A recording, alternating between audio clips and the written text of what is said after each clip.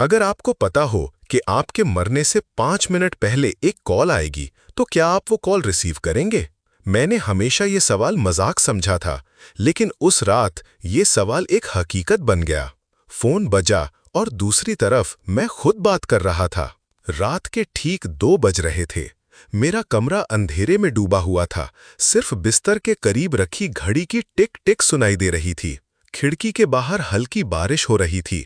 बूंदें शीशे से टकराकर एक अजीब सा सावन सा गीत गा रही थीं, लेकिन इसमें एक खौफ की झलक थी। पूरे दिन की थकन के बाद नींद आनी चाहिए थी, मगर आंखों ने जैसे हड़ताल कर रखी थी। मैं करवट बदल रहा था कि मोबाइल की तेज घंटी ने कमरे की खामोशी को चीर डाला। स्क्रीन पर जो नंबर जगमगा रहा था, उसे देखकर मेरा खून जम गया। ये मेरा अपना नंबर था। मैंने कांपते हाथों से फोन उठाया। हेलो। दूसरी तरफ एक भारी और थकी हुई मगर जानी पहचानी आवाज आई।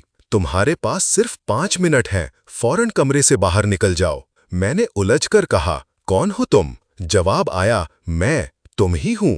फिर कॉल कट गई। मैं कुछ लम्हे यूं ही बैठा रहा। दिमाग कह रहा था ये मुमकिन नहीं, दिल कह रहा था कि बाहर कुछ है। मैंने लाइट ऑन करने के लिए हाथ बढ़ाया, मगर बल्ब एक लम्हे को झलमलाया और फिर बुझ गया। खिड़की के बाहर एक साया हिलता दिखाई दिया। मैंने मोबाइल की फ्लैश ऑन की और खिड़की के करीब गया। बारिश में भीगी गली सुनसान पड़ी थी, मगर गली के आखिर में एक शख्स खड़ा था। इसकी जिसामत मेरी ही तरह थी। मैंने पलक झपकी और वो गायब हो गया। फोन चेक किया तो हैरत का झटका लगा। कॉल लॉग में कोई नंबर मौजूद ही नहीं था। फिर अचानक मेरे कान के करीब किसी ने सरगोशी की, 5 मिनट, अब 4 रह गए हैं। मैंने पलटकर देखा, लेकिन कमरा खाली था। मैंने हर कमरे की लाइट ऑन की।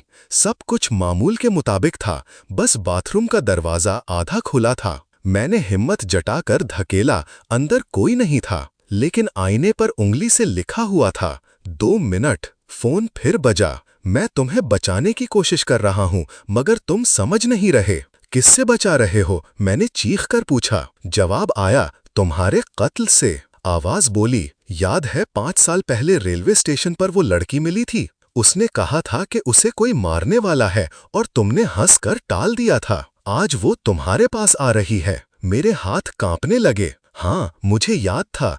अगले दिन वो लड़की मुर्दा मिली थी। पुलिस ने कहा था खुदकुशी, लेकिन उसकी आंखों में खौफ आज भी याद था। खिड़की के बाहर वही साया अब और करीब आ चुका था। चेहरे पर कोई नक्श नहीं था, बस एक धुंधला सा खालीपन। फिर वो गायब हो गया। मेरे कान में फिर सरगोशी आई, 1 मिनट।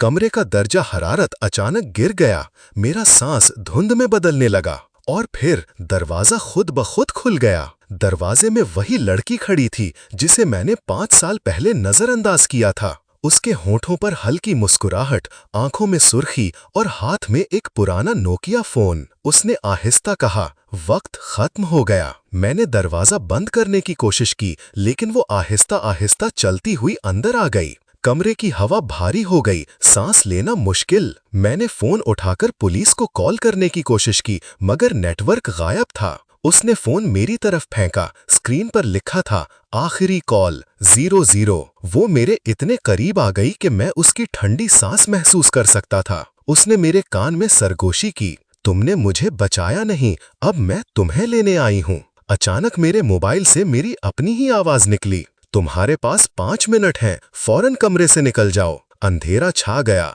रोशनी बुझ गई और मैंने आखिरी बार अपने दिल की धड़कन सुनी। फिर सब खत्म। अगली सुबह अखबार में खबर छपी, एक शख्स अपने ही कमरे में मुर्दा पाया गया। इसके मोबाइल में आखिरी कॉल का वक्त दर्ज था, 2:05। पड़ोसियों ने रात 2 बजे उसके घर से खौफनाक चीख सुनने का दावा किया।